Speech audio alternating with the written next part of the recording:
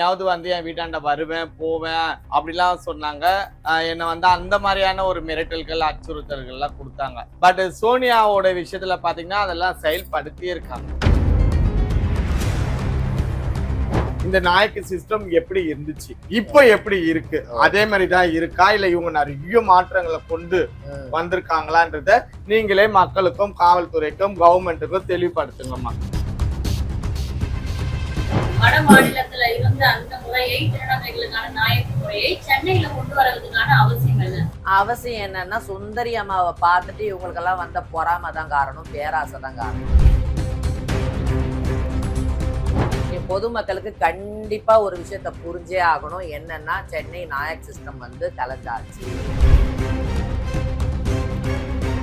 நாங்க இவங்க இந்த முதலமைச்சருக்கு ஆதரவு இல்லைன்னு நாங்க 2 பேர் வந்துட்டோம். எங்க கூட சேர்ந்து இன்னும் வெயிட்டிங்ல 8 பேர் நிக்கிறாங்க. மீதி மெஜாரிட்டியே இல்லாம மைனாரிட்டி சென்னை ஜமாத் எப்படி செல்லும்? இத வந்து கலைஞ்சது காரணம் விமலா ஒரு பக்கம் இருந்தாலுமே, அராஜகம் பண்ற திருநங்கைகள் ஒரு பக்கம் இருந்தாலுமே, இந்த சென்னை ஜமாத்துக்கு பெரியவங்களோட துவா இல்லை, பெரியவங்களோட வயிற்றுச்சலை தான் இவங்க கொட்டிக்கிட்டாங்க. இந்த நாயக்குன்ற ஒரு வழிமுறைகள் வந்து சென்னையில கிடையாது. ஆனா இது எல்லாமே உங்க எல்லாருக்குமே தெரிஞ்சும் கூட அதுக்குள்ள நீங்க இன்வால்வ் ஆனதுனால இத வந்து வெளியே காட்டிக்காம அப்படியே மூடி மறைக்கப்பட்டது. ஆமா, மறைக்கப்பட்டது. இவங்க வந்து சட்டப்படி, அதாவது எப்படின்னா இது வந்து முன்னாமாவோட பேராசை பெருநஷ்டம்னு சொல்லுவாங்க. அந்த முன்னாமாவை யார் தேர்ந்தெடுத்தாங்க? சாரதம்மா தான் என்ன வச்சாங்க. எத்தனை வாட்டி என்ன அவங்க வச்சாங்கம்மா? முன்னாமா தான் சென்னைக்கு மாலுக்குன்னு யார் தேர்ந்தெடுத்தா? இந்த முன்னாமா வந்து நல்லா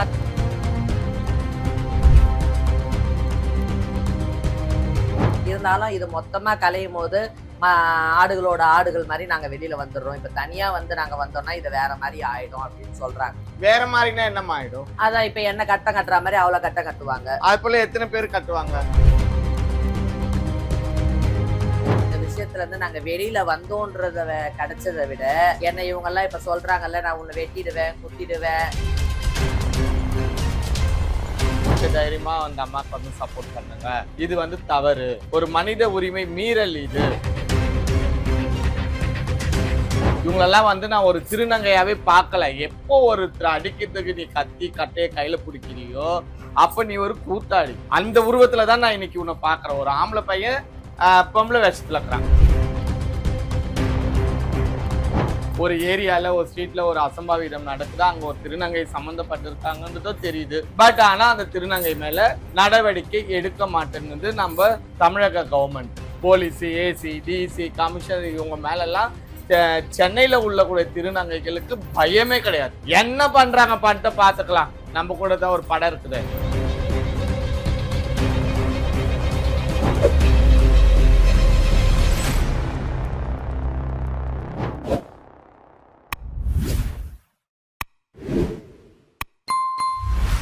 மந்த்ராவின் பார்வையிலே நேர்களுக்கு வணக்கம். நான் உங்கள் பவித்ரா சிவகுமார்.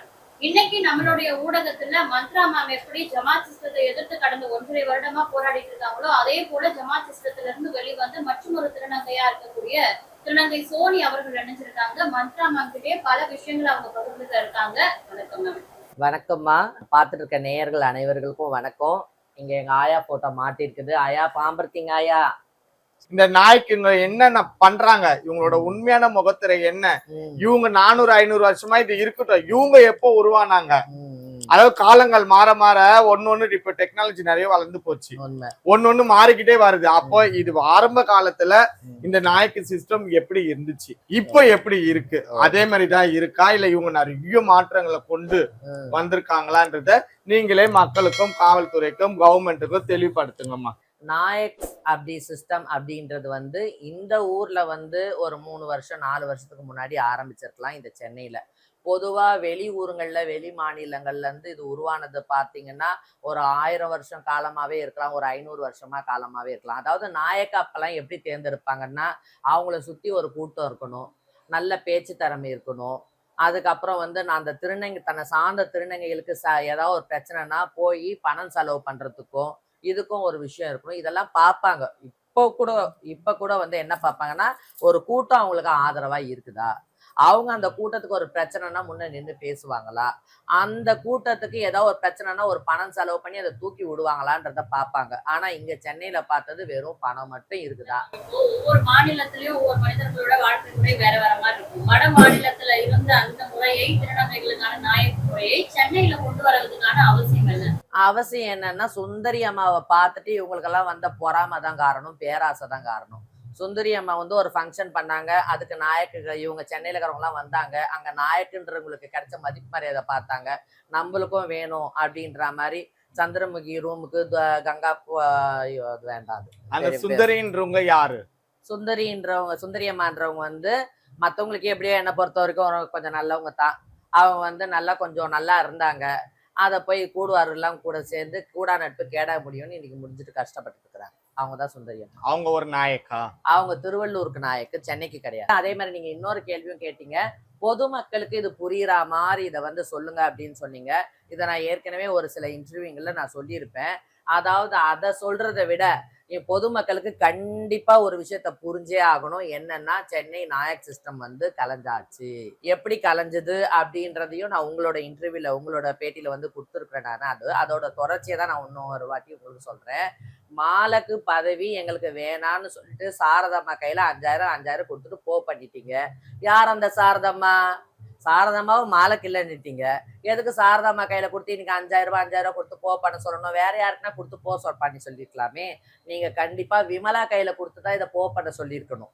ஏன்னா நீங்க செஞ்ச தப்புக்கும் விமலாவால இந்த ஜமாத்தை கலைஞ்ச தப்புக்கும் தண்டனை அதுதான். நீங்க சாரதாம்மா பேர்ல கையில கொடுத்து பண்ண சொன்னதே தப்பு. அதாவது இவங்க பண்ண சொல்லி பண்ணியாச்சு, நாயக்கங்களாவே இருப்பாங்க அப்படின்னு சொல்றாங்க. இதை நம்பிட்டோம் ஒரு 4 நாயக்கங்க நம்ம உண்மையிலே நாயக்கு தான் அப்படின்னு நினைச்சிட்டு இருக்கிறாங்க. அது அப்படி கிடையாது. இது பொதுமக்களுக்கும் நான் ஒரு புரிதல் வைக்கிறேன். அதுதான் 2 மாலைக்கும் பண்ணிட்டாங்கம்மா. அதாவது போனா எப்படின்னா பதம் புரியுற மாதிரி சொல்றேன். முதலமைச்சர் இருக்கிறாரு, அவருக்கு ஒரு ஆளுநர் இருக்கிறாங்க. அந்த ஆளுநர் வந்து பதவி பிரமாணம் செஞ்சு வச்சாரு. அதே ஆளுநர்கிட்ட போயிட்டு இவங்க என்ன பண்ணிட்டாங்கன்னா, எங்களுக்கு இந்த பதவி வேணாம், சட்ட ஒழுங்கு சரியில்லை, கோட்பாடுகள் சரியில்லை, அதனால எங்களோட பதவியை நான் ராஜினாமா செய்யறேன்னு செஞ்சுட்டாரு. சரிங்களா? அப்போ என்ன ஆகணும்? இன்னொரு முதலமைச்சரை தேர்ந்தெடுக்கணும். அந்த எம்எல்ஏக்கெல்லாம் என்னதான் அவங்க முதலமைச்சர் பதவியில இருந்து போயிட்டாலும் நாங்க அவங்கதான் முதலமைச்சர், அவங்க வர வரைக்கும் நாங்க ஒரு சேரை போட்டு அவங்களுக்கு அது காத்து வச்சுன்னு இருப்போம், அந்த சேர்ல அவங்க வந்து உட்காருவாங்க அப்படின்னு சொன்னா ஆட்சி எப்படி நடத்துவீங்க? ஆட்சி நடத்துறது ஒரு முதலமைச்சர் வந்து தன் பதவியை வேணான்னு சொல்லி போயிட்டாரு. ஆட்சி நடத்துறது மீதி இருக்கிற எம்எல்ஏங்க இருக்கிறாங்களா, அவங்களுக்குள்ள 2 மாலைக்க தேர்ந்தெடுக்கணும் இல்லையா? அது எப்படி தேர்ந்தெடுக்க முடியும்? நாங்க தான் 2 பேர் வந்து நாங்க கட்சித்தாவல் பண்ணாம நாங்க இவங்க இந்த முதலமைச்சருக்கு ஆதரவு இல்லைன்னு நாங்க 2 பேர் வந்துட்டோம். எங்க கூட சேர்ந்துன்னு இன்னும் வெயிட்டிங்ல 8 பேர் நிக்கிறாங்க. மீதி மெஜாரிட்டியே இல்லாம மைனாரிட்டி சென்னை ஜமாத் எப்படி செல்லும்? 1.5 வருஷத்துக்கு முன்னாடி மந்த்ரா மேம் வந்து இந்த ஜமாத் ஒழிக்கணும் அப்படின்னு சொன்னப்போ அவங்க வந்து ஜமாத் ஒழிக்க முடியாது, இது வந்து ராஜாபுரம் காலத்துல இருந்து வந்து நாங்க அப்படி அழிய விட மாட்டோம்னு சொன்னாங்க. இப்ப வந்து அழிஞ்சிருச்சுன்னா அதாவது ஒரு தப்புக்கு தண்டனைகள் எப்படி இருக்குதோ, ஒரு தப்புக்கு பிராயச்சித்தம் எப்படி இருக்குதோ, அதே மாதிரி சொன்னாலும் அவங்க வந்து அந்த டைம்ல வந்து அதை நானே ஏன் ஒத்துக்கல அப்படின்னா, எண்ணெய் வச்சவங்க வந்து 3 பேரு, சாரதம்மா, முன்னம்மா, ராதாமா 3 பேர் தான் என்ன வச்சாங்க. இதுல முன்னாமா தான் சொன்னாங்க, சாரதாமாவும் ராதாமாவும் சொல்லல. இன்னைக்கு 3 பேருமே வந்து எங்களுக்கு இந்த பதவிகள் வேணாம் அப்படின்னு சொல்லிட்ட பிறகு இது கண்டிப்பா இது போதான். இதுக்கு வந்து நீங்க இன்னொரு 5000 கொடுத்துடுறது, ஒரு தர்கால போய் நான் 101 ரூபாய் வச்சுட்டு மன்னிப்பு கேட்டுறதுலாம் இங்க செல்லுபடி ஆகாது. போ போ போ. சரிம்மா, சோ நீ எனக்கு ஒரு சின்ன கேள்வி இருக்குது, இது என்னோட சந்தேகமும் கூட. கண்டிப்பா. அதாவது இந்த நாய்க்கு தட்டு கொடுத்தாங்க இல்லையா, ஆமா, பெரியவங்க எல்லாருமே சேர்ந்து பேசி சில பணம் பரிமாற்றம்லாம் நடந்து இந்த நாய்க்கு தட்டு கொடுத்தாங்க. இந்த தட்டு கொடுக்கறதுக்குன்னு ஒரு சில விதிமுறைகள்லாம் இருக்குன்னு நான் கேள்விப்பட்டேன். இப்போ இந்த முன்னம்மாவா இருக்கட்டும், சாரதாம்மாவா இருக்கட்டும், ராதாம்மாவா இருக்கட்டும், சென்னையில வந்து இவங்க எல்லாம் பெரிய தலைகள், மத்தவங்களாம் இவங்களுக்கு கீழே தான். இவங்க 3 பேருக்கு இவங்களை விட பெரியவங்கன்னு யாரு வந்து இவங்களுக்கு ஃபர்ஸ்ட் எண்ணெய் வச்சு நாயக்கா தேர்ந்தெடுத்தாங்க? எனக்கு இது ஒரு டவுட்டா இருக்கு. அதாவது இத வந்து கலைஞ்சது வந்து காரணம் விமலா ஒரு பக்கம் இருந்தாலுமே, அராஜகம் பண்ற திருநங்கைகள் ஒரு பக்கம் இருந்தாலுமே, இந்த சென்னை ஜமாத்துக்கு பெரியவங்களோட துவா இல்ல. பெரியவங்களோட வயித்தெரிச்சல தான் இவங்க கொட்டிக்கிட்டாங்க. எப்படி இப்ப சொல்லலாம், நாங்க பாம்பர்த்தி நண்டாயாக்கு தட்டு கொடுக்கலன்னு சொல்லலாம். ஆனா நண்டாயாக்கும் குரு ஒருத்தவங்க மேக்கப் ஆயான்னு ஒருத்தவங்க இருக்கிறாங்களே, ஏன் அவங்களும் அவங்க கையால உங்களுக்கு எண்ணெய் வச்சுக்கிட்டு இருந்தா என்ன? அன்னைக்கு சாரதம்மா கையால எண்ணெய் வச்சுக்கிட்டீங்க, அவங்க கையால கூட வைக்க கூடாதுன்ட்டு. ஏன் உங்களுக்கு பெரியவங்க தானே வியாசார்படி ஜோதியாயா, அவங்க கைக்குள்ள வச்சு எண்ணெய் வச்சுக்கிட்டா இது எப்படி இருந்திருக்கும்? இவ்வளவு பிரச்சனையும் சரியாயிட்டு ஜெகஜோதியா இருந்திருக்கும். ஏத்தி வச்ச ஜோதிகள் எல்லாம் அதையும் வச்சுட்டீங்க, எங்க ஆயா பேரைய அழிச்சிட்டீங்க. அப்ப எப்படி பெரியவங்க ஆசீர்வாதம் இல்லாம எப்படி இது நடந்திருக்கும்? பேச்சு வார்த்தையில நான் கூட ஒரு பேர், எங்க ஆயா பேர் விளக்குக்கு அதுல வர்றதுல சொல்லிட்டோமா, நான் மன்னிப்பு கேட்டுக்கிறேன். எங்க ஆயாலாம் உண்மையா வாழ்ந்தவங்க, அவங்க எல்லாம் யாரையும் அடிச்சு புடுங்கல, யாருக்கிட்டையும் அபகரிச்சு தின்னல. அவங்க இறந்த பிறகு கூட அந்த சொத்தை பங்கு போட்டவங்க கூட இருப்பாங்க, பிரிச்சுக்கிட்டு. அந்த ஆயா சாவு எடுத்தது கூட அவங்களுக்கு பணம் 10 ரூபாய் வச்சுட்டுதாமா செத்தாங்க, எங்க வேசார்படி ஜோதி ஆயா. சரிம்மா, நான் கேட்ட கேள்வி வேற, நீங்க சொன்ன பதில் வேற. என்னன்ட்டு? இந்த முன்னா, ராதா, சாரதம்மா, இவங்க 3 பேருக்கோ எண்ணெய் வச்சு இவங்க நாயக்கா தேர்ந்தெடுத்தவங்க யாரு? அதுதான் இவங்களை தேர்ந்து வேற வெளியூர்கள்ல இருந்து யாரும் இவங்களுக்கு எண்ணெய் வச்சு நாயக்கன் எல்லாம் சொல்லல. இவங்களே ஒருத்தர் மாத்தி ஒருத்தர் எண்ணெய் வச்சுக்கிட்டாங்க. சாரதம்மா ராதாமாவுக்கும் முன்னாமாவுக்கும் வச்சாங்க. முன்னாமா சாரதாமாவுக்கும் ராதாமாவுக்கும் வச்சாங்க. ராதாமா வைக்கிறதுக்கு வந்தாங்க முன்னாமாவுக்கு, முன்னாமா தலையை எடுத்துட்டாங்க. எதனால? அவங்களுக்கு வச்சுக்க விருப்பம் இல்ல. ஓகே. அது இவங்கள ஏன்னா அந்த மாதிரி அளவுக்கு பானமாவும் நீலாமாவும் ஏற்படுத்தி விட்டுட்டாங்க. அம்மா நீங்க 2 பேர் தாம்மா பெரியவங்க, உங்க கையால் தாம்மா நாங்க வச்சுக்குவோம் கொண்டுக்குவோன்னு சொல்லி பண்ணிக்கிட்டாங்க. ஆனா இன்னைக்கு என்ன சொல்றாங்க, அதே ராதாமாவை பிரச்சனை வந்துட்டோன்னே நீ சவுக்கணுமான்றாங்க. ஆனா உண்மையிலேயே ராதாமா பெரியவங்க, உண்மையிலே நீங்க பெரியவங்களா நீங்க மதிச்சிருந்தீங்கன்னா, நீங்க அன்னைக்கே அவங்க கையில சந்தோஷமா எண்ணெய் வச்சிருந்துருக்கணும். அன்னைக்கு எண்ணெய் வச்சது கூட அவங்க துக்கமா தான் வச்சிருக்காங்க. இன்னைக்கு அவங்கள சவுக்கன்னு சொல்றதுக்கு என்னன்னா, முன்னாமா என்னைக்காச்சும் ஜெயிலுக்கு போனா பேச்சு துணைக்காக உட்கார வச்சிருக்கிறாங்க. ஆனா எனக்கு ராதாமாவை நினைச்சாதான் மனசு கஷ்டமா இருக்குது. அவங்க நல்லவங்க தான் என்னை பொறுத்த வரைக்கும். இந்த குட்டிமா பண்ற வேலை தான் இவ்வளவும். அப்ப ஆரம்ப நிலையிலேயே இந்த நாயக்குன்ற ஒரு வழிமுறைகள் சென்னையில கிடையாது. ஆனா இது எல்லாமே உங்க எல்லாருக்குமே தெரிஞ்சும் கூட அதுக்குள்ள நீங்க இன்வால்வ் ஆனதுனால இத வெளியே காட்டிக்காம அப்படியே மூடி மறைக்கப்பட்டது. ஆமா, மறைக்கப்பட்டது. இவங்க சட்டப்படி நம்ம சென்னை திருநங்கைன்னு கிடையாது, தமிழகத்துல இருக்கக்கூடிய மொத்த திருநங்கைகளுடைய வழிமுறைகளை இவங்க ஃபாலோ பண்ணல. அவங்களுக்கு மாறி மாறி ஒருத்தருக்கு ஒருத்தர் எண்ணெய் வச்சுக்கிட்டு, நான் உனக்கு வைக்கிறேன் நீ எனக்கு வச்சுக்கோ இப்படி சொல்லி இவங்க ஒரு குட்டையில உந்த மட்டையாட்டம் மெதங்கின்னு இருந்திருக்காங்க. இதுதான் உண்மை நீங்க சொல்ல வரீங்களா? இது உண்மை. அதாவது எப்படின்னா, இது முன்னாமாவோட பேராசை பெருநஷ்டம்னு சொல்லுவாங்க. அந்த முன்னாமாவை யார் தேர்ந்தெடுத்தாங்க? சாரதம்மா தான் எண்ணெய் வச்சாங்க. எத்தனை வாட்டி என்ன அவங்க வச்சாங்கம்மா? முன்னாமா தான் சென்னைக்கு மாலுக்குன்னு யார் தேர்ந்தெடுத்தா? இந்த முன்னாமா நல்லா கௌரவமா போயின்னு இருந்தாங்கம்மா. கார்ல வருவாங்க, பல 10 செயினை போட்டுன்னு வருவாங்க. அக்வாஃபினா வாட்டர் பாட்டிலோட தான் வருவாங்க, போவாங்க, கொள்ளுவாங்க. ஓ இந்த அம்மா நல்லா வசதியாகிறாங்க பிளகுது, எல்லாம் செய்யறாங்க பிளகுதுன்னு எல்லாரும் யாரு பேர்ல அம்மாவா இருந்தாங்களோ, யாரு பேர்ல பொண்ணா இருந்தாங்களோ அவங்களெல்லாம் கூட அம்மான்னு கூப்பிடாம இவங்களை எல்லாரும் அம்மா அம்மா அம்மா அம்மா கூப்பிட்டு அவங்கள தூக்கி ஏத்தி வச்சு இன்னைக்கு அவங்க மாலகு பதவி போன்னு சொல்லி கழுத மேல ஏத்தாத ஒரு குறை தான் அவங்கள பெங்களூருக்கு அனுப்பிச்சு வச்சுட்டாங்கம்மா. இவ்வளவுக்கும் முக்கிய காரணம் இந்த வியாசார்படி பானம்மா தாமா. இவ்வளவு விஷயங்கள் சொல்றீங்க, இதை வச்சு பார்க்கும்பொழுது அப்ப இனிமே சென்னையில ஜமாத் சிஸ்டமே கிடையாது அப்படின்னு சொல்ல வரீங்களா?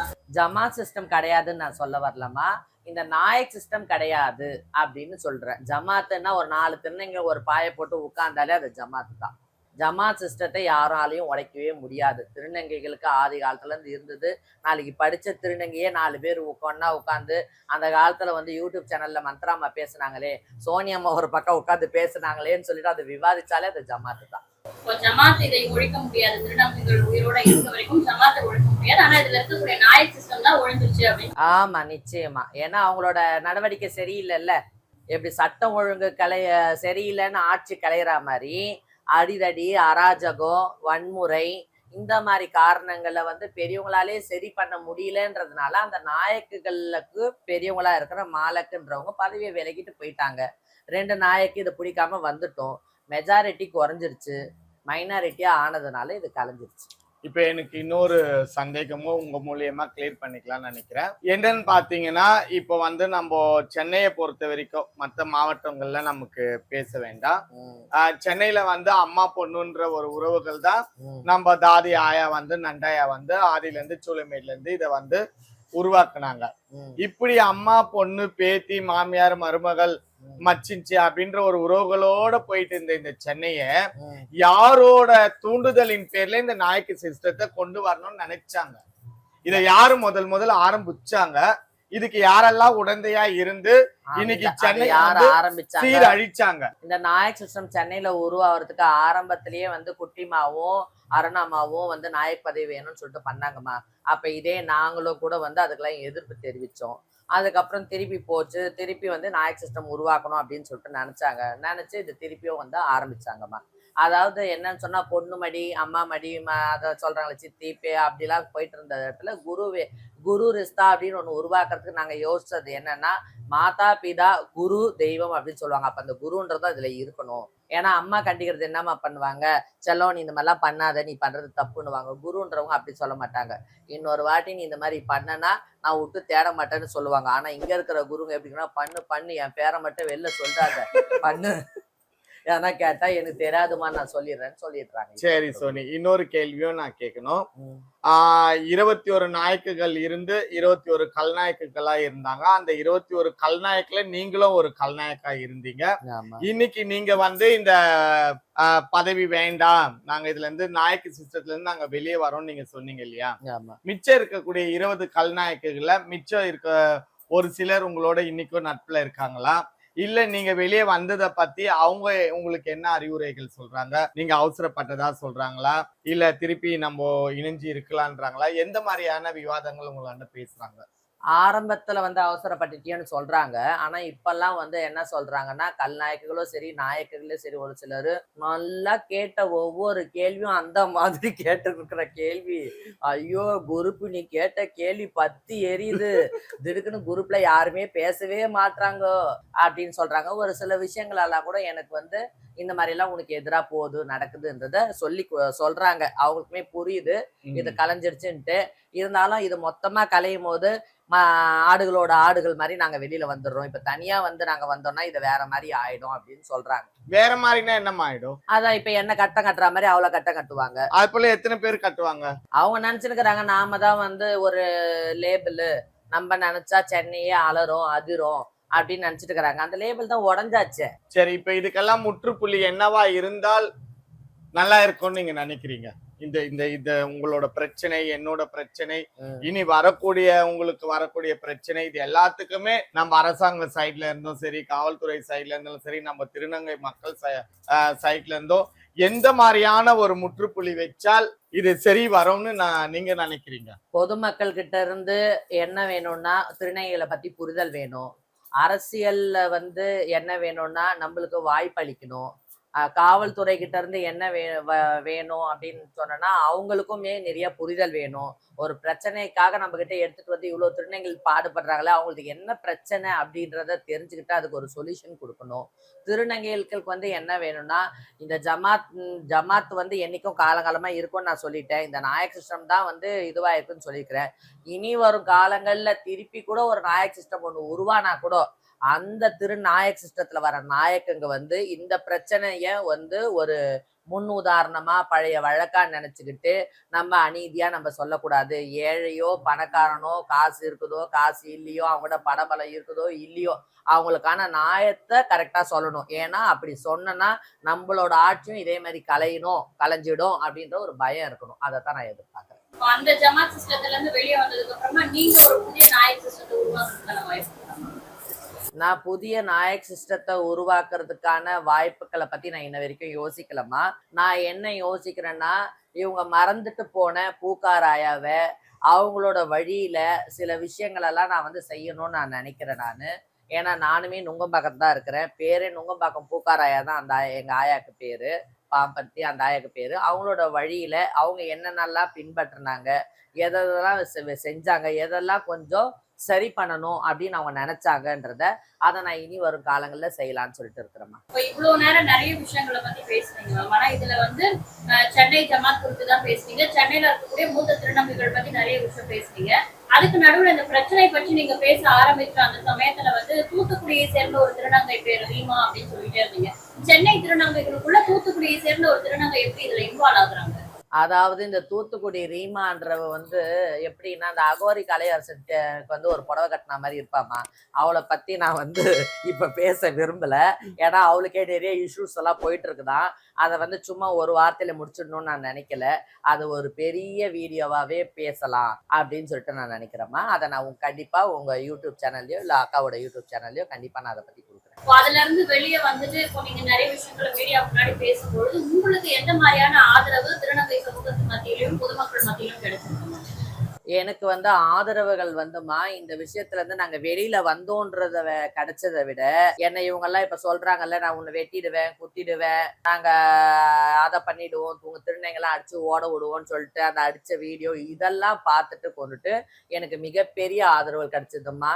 பத்திரிகை துறையிலயா இருக்கட்டும், காவல்துறையிலயா இருக்கட்டும், அரசியல் தலைவர்களா இருக்கட்டும், எங்க ஊர் பொதுமக்களோட சப்போர்ட்டா இருக்கட்டும், நிறைய என்ஜிஓ சிபிஓஸ் சப்போர்ட்டு இதெல்லாம் வந்திருக்குது. எங்களெல்லாம் மீறி உங்களை எப்படி தொட்டுறாங்கன்னு நம்ம பார்க்கலாம் அப்படின்னு சொல்லியிருக்கிறாங்கம்மா. அதனால எனக்கு இது புதுவித தைரியமே வந்திருக்குது. எனக்கு கூட அக்கா வேற கூட வந்து சேர்ந்துட்டேன். இப்ப எனக்கு ஒரு கேள்வி, இப்ப நீங்க சொன்னதுல இதே கொஞ்சம் முன்னாடிதான் நீங்க சொன்னீங்க காவல்துறையும் யாருமே வந்து இந்த பிரச்சனைக்கு எந்த ஒரு நடவடிக்கையுமே எடுக்கல, வேஸ்ட் தான் போறது அப்படின்லாம் சொன்னீங்க. இப்ப அவங்க சைட்ல இருந்து உங்களுக்கு சப்போர்ட் எல்லாம் வந்திருக்குன்னு சொல்றீங்க. அப்படி வந்திருக்கும் போது வந்திருக்கிறவங்களை யூஸ் பண்ணி நீங்க ஏதாச்சும் ஒரு நடவடிக்கை எடுக்கலாமே? கண்டிப்பாமா. அது வந்து ஆன் வே போயினே இருக்குது. காவல்துறைன்னு சொன்னா ஒட்டுமொத்த காவல்துறையும் நான் குறை சொல்லல. 5 விரல் இருக்குது, எல்லாம் ஒரு மாதிரி இல்ல. அதுல ஒருத்தர் 2 பேராவது நல்லவங்க இல்லாமையா போயிடுவாங்க, இல்ல ஒரு நல்லவங்களால அவங்களோட உதவி கிடைக்காம எனக்கு போயிடும். அந்த மாதிரி கிடைச்சிருக்குது. அதை நான் எந்த நேரத்துல எப்படி பயன்படுத்துறோமோ கண்டிப்பா பயன்படுத்துவோம். இப்போ இவ்வளவு நேரம் ஜமாத் சிஸ்டத்தால சோனியா அவர்கள் எவ்வளவு பாதிக்கப்பட்டிருக்காங்க அப்படின்றத உங்ககிட்ட நேரடியா சொன்னாங்க. நீங்களும் உங்களுக்கு இருக்கக்கூடிய சந்தேகங்கள்லாம் அவங்க கிட்ட கேட்டீங்க. ஒட்டுமொத்தமா இந்த கதைகள் எல்லாம் கேட்டதுக்கு அப்புறமா உங்களுக்கு ஏற்பட்டிருக்கக்கூடிய புரிதல் என்ன அப்படின்றத சொல்லுங்க. அதாவது இதுல என்னோட புரிதல் என்னன்றத பகிர்ந்துக்கிறத விட, கடந்த 1.5 வருஷத்துக்கு 2 வருஷத்துக்கு முன்னாடி நான் என்ன நிலையில இருந்தனோ அதை விட இன்னைக்கு சோனி டபுளான ஒரு நிலையில இருக்காங்க. ஏன்னா என்னையாவது வந்து என் வீட்டாண்ட வருவேன் போவேன் அப்படிலாம் சொன்னாங்க. என்னை வந்து அந்த மாதிரியான ஒரு மிரட்டல்கள் அச்சுறுத்தல்கள்லாம் கொடுத்தாங்க. பட் சோனியாவோட விஷயத்துல பாத்தீங்கன்னா அதெல்லாம் செயல்படுத்தியே இருக்காங்க. அவங்க வீடு பூந்து அடிச்சுது ஒடிச்சுது, அவங்க வீட்டு திருநங்கைகளை காயப்படுத்துந்து ஹாஸ்பிட்டல்ல போய் அட்மிட் ஆகுது. அப்ப என்னை விடவும் இவங்க இன்னொரு படி எக்ஸ்ட்ராவே அனுபவிச்சுட்டு வராங்க. சோ இதுக்காக நம்ம ஒரு குரல் கொடுக்கணும், புரியுதுங்களா? அதாவது சோனியாக்காக இல்லைனாலும் இந்த திருநங்கைகள் அடுத்து பண்ணிட்டு வரக்கூடிய இந்த அக்குறும் அநியாயங்களுக்கு கண்டிப்பா நம்ம ஒரு குரல் கொடுத்தே ஆகணும். இதுக்கு நம்ம சோனியாக்கு வந்து ஒரு பக்கத்தோனியா கண்டிப்பா நம்ம இருந்தே ஆகணும்ன்ற மாதிரியான ஒரு எண்ணம் எனக்கு வந்திருக்குது. ஸோ அதுக்கு நம்மளோட வெளிச்சம் டீமும் வந்து கொஞ்சம் சப்போர்ட் பண்றாங்க. நம்ம தாதி நண்டாயாவோட பரிவாரில் அவங்களோட பொண்ணு பேத்தி மருமகள்கள் கொள்ளு பேத்திகள் அவங்களும் வந்து நீங்க தைரியமா அந்த அம்மாவுக்கு வந்து சப்போர்ட் பண்ணுங்க. இது வந்து தவறு, ஒரு மனித உரிமை மீறல் இது. அதாவது ஒரு திருநங்கைகளுக்கு என்ன சண்டைனாலும் அது வாய் வழியா பேசிக்கிறாங்க, பேசி ஒரு பஞ்சாயத்து வச்சு அதை முடிக்கிறாங்க.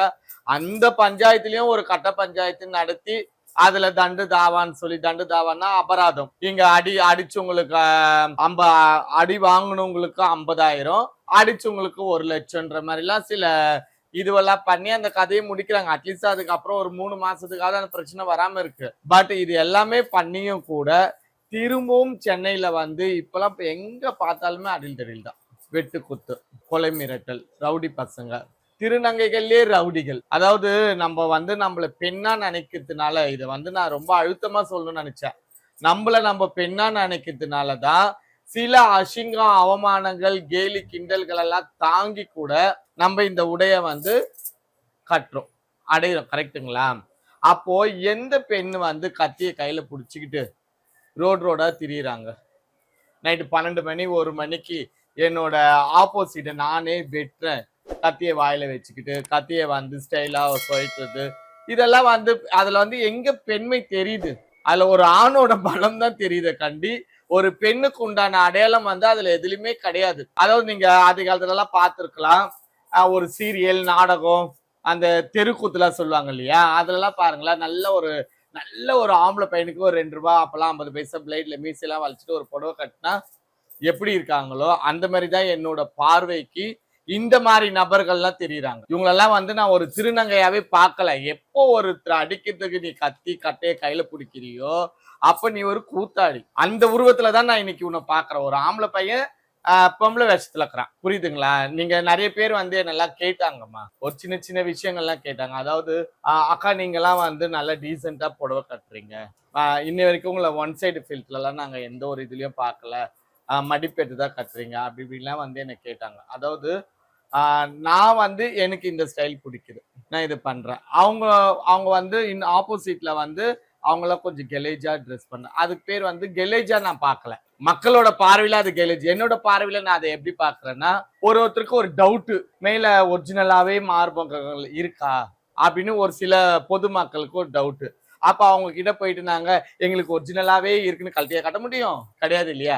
அப்ப கொஞ்சம் அப்படி இப்படி கொஞ்சம் செக்ஸியா அதை போட்டாக்கா அப்ப பாக்குறவங்களுக்கு ஓ இவங்க பொண்ணு மாதிரியே தான் இருக்காங்க அப்படின்ற மாதிரி. அதே போல சில விஷயங்கள்லாம் வந்து அந்த மாதிரியான கொஞ்சம் அப்படி ட்ரெஸ் பண்ணால் மட்டுமே தான் பொண்ணுக்கு நிகரா இவங்க இருக்காங்கன்றத காட்டுறதுக்கோசம் தான் அந்த மாதிரி இவங்க வந்து காட்டுறாங்க அப்படின்னா அந்த விஷயத்த கூட நான் வந்து பெண்மையா பார்க்கக்கூடியவோ.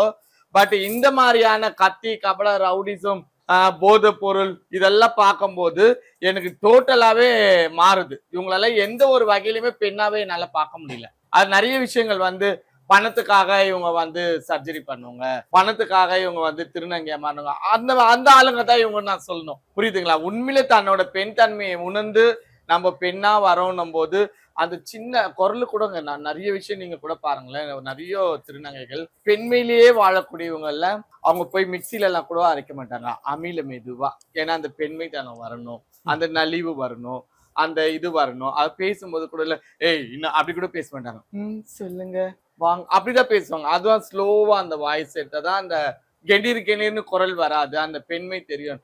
அந்த மாதிரி எல்லாம் ரசிச்சு ரசிச்சு தன்னை செதுக்கி வாழக்கூடிய நம்ம திருநங்கை மக்களுக்கு அவப்பேறு கொடுக்கிற மாதிரி அசிங்கத்தை ஏற்படுத்துற மாதிரியான ஆட்கள் தான் இவங்கன்னு நான் சொல்லணும். இந்த கத்தியை கையில பிடிக்கிறவங்க. அப்ப நீயும் கத்தியை பிடிக்கிற, ஒரு ஆம்பளையும் கத்தியை பிடிக்கிறனா உனக்கு அவருக்கு என்ன வித்தியாசம்? அவ்வளவுதான். சோ இந்த மாதிரியான நிறைய எனக்கு வந்து மன வருத்தங்கள்லாம் இருக்கு. என்னோட இதுவே நம்ம மந்த்ராவின் பார்வையில கவர்மெண்ட்டுக்கு காவல்துறை அனைவருக்குமே வந்து இது எல்லாமே தெரியுது. எதுவுமே தெரியலன்னு சொன்னா அதை நான் நம்ப மாட்டேன். ஏன்னா நைட்ல ரவுண்ட்ஸ் ஜீப்பு வருது, எல்லாமே நடக்குது. ஒரு ஏரியால ஒரு ஸ்ட்ரீட்ல ஒரு அசம்பாவிதம் நடக்குது, அங்க ஒரு திருநங்கை சம்பந்தப்பட்டிருக்காங்கன்றதோ தெரியுது. பட் ஆனா அந்த திருநங்கை மேல நடவடிக்கை எடுக்க மாட்டேங்குது நம்ம தமிழக கவர்மெண்ட். எதனால? நீங்க எடுக்கா காட்டி கூட போங்க, பட் அதுக்கு உண்டான ரீசனையாவது சொல்றீங்க. என் மண்டை வெடிக்காம உயிரோடையாவது இருப்பேன். இது ஏன்னு யோசிச்சு நான் தான் டிப்ரெஷன் ஆகுறேன். எதுக்காக எடுக்க மாட்டீங்க? அப்ப திருநங்கை எது பண்ணாலுமே எடுக்க மாட்டீங்களா? அப்ப போலீஸ் எதுக்கு, ஸ்டேஷன் எதுக்கு, எல்லாமே எதுக்கு? நாங்க எதுக்கு வேலை மன கொண்டு ஒரு வக்கீல கையில பிடிச்சிக்கிட்டு ஏறி ஒரு ஸ்டேஷனா ஏறி இறங்கணும்? சொல்லுங்க. இந்த மாதிரியான விஷயங்கள் தயவு செஞ்சு நம்ம தமிழக கவர்மெண்ட், தமிழக காவல்துறை, சட்ட ரீதியான அனைவருக்குமே நான் சொல்றேன், தயவு செஞ்சு திருநங்கைகள் செய்யக்கூடிய தவறுகளுக்கு கண்டிப்பா வழக்கு பதிவு பண்ணுங்க. அவங்க கையில இரும்பு சங்கிலியே மாட்டுங்க. நீங்க ஒரு 2 பேருக்கு பண்ணி பாருங்களேன், சென்னையே திருந்திடும். எல்லாருக்கும் ஒரு பயம் வந்துடும். அடுத்தாது நம்ம எது பண்ணாலும் ஒரு 10 பேர் போனோம் கூடி கும்மி அடிச்சா அவள் தான் அந்த கதை முடிஞ்சிச்சு அப்படின்ற மாதிரி இருக்கக்கூடியவங்களுக்கு நீங்க ஒரு தெளிவுபடுத்துங்க. கிடையாது, இனி வரும் காலத்துல திருநங்கைகளை தவறு செய்தால் நாங்க அரெஸ்ட் பண்ணுவோம், கையில இரும்பு சங்கிலியே மாட்டுவோம். சென்னை புயல் சிறையில திருநங்கைகளுக்காக தனியாக செல்லுகள் கட்டப்பட்டது. இதெல்லாம் மீண்டும் சொல்லுங்க, ரிப்ளை பண்ணுங்க, அனுப்பிச்சு பாருங்க. அப்பதான் அவங்களுக்கு ஒரு பயம் இருக்குமா. முக்காவாசி போலீஸ்னாலே போலீஸ், ஏசி, டிசி, கமிஷனர் இவங்க மேல எல்லாம் சென்னையில உள்ளக்கூடிய திருநங்கைகளுக்கு பயமே கிடையாது. என்ன பண்றாங்க பண்ணிட்டு பாத்துக்கலாம், நம்ம கூட தான் ஒரு படம் இருக்குது, நம்ம கூட தான் இது இருக்குது. அதுக்குள்ள இவங்க எல்லாம் தைரியமா நெஞ்சு நிமித்தி ஆனஸ்டா சொல்லக்கூடிய வார்த்தை, எது ஒன்னாலும் பண்ணிடுவோம், எங்களுக்கு பத்தல ஆஜர் ஆகிறதுக்கு வேற திருநங்கை இருக்காங்க. ஒரு திருநங்கை போய் வெட்டுவாங்க, அந்த திருநங்கைக்கு பதில் கேஸ் எடுக்கிறதுக்கு இன்னொரு திருநங்கை போவாங்க. அப்ப இவங்கள எந்த அளவுக்கு இதுக்குள்ள நுணுக்கங்களை தெரிஞ்சு வச்சிருக்காங்க பாருங்க. அப்படின்னா இவங்க யாரு? நார்மலாவே நம்ம ஒரு பிறப்பால ஒரு பையனா பிறந்து நமக்குள்ள இருக்கக்கூடிய பெண் தன்மையினால நம்ம பெண்ணா மாறி வாழ்க்கையை ரசிச்சு கொஞ்சம் கொஞ்சமா மாறி நம்ம பெண்ணா வளம் வரணும்னு நினைக்கிறவங்க இதுக்குள்ள போய் இந்த கதையெல்லாம் தெரிஞ்சு வச்சுப்பாங்களா?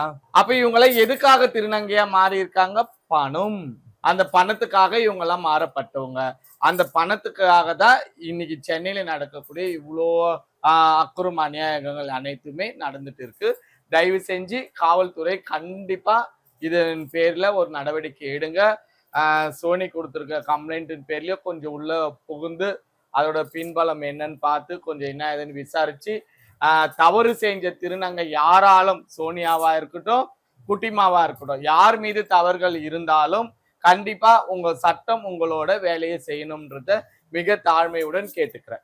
உங்ககிட்ட ஒரு இறுதியான கேள்விமா, இப்போ உங்ககிட்ட உங்களை நாடி வரக்கூடிய இளம் திருநங்கைகள் வந்து நமக்கு மேல ஒரு தலைவி இருக்காங்க, நம்மளை பாத்துக்காங்க அப்படின்னு ஒரு ஆதரவு நாடிதான் வராங்க. ஆனா நீங்களே இது போன்ற பிரச்சனைகளை ஃபேஸ் பண்ணும் பொழுது அவங்களுடைய மனநிலை எப்படி இருக்கும்? ரொம்ப பயந்து போயிருக்காங்களா? எப்படி இருக்காங்க?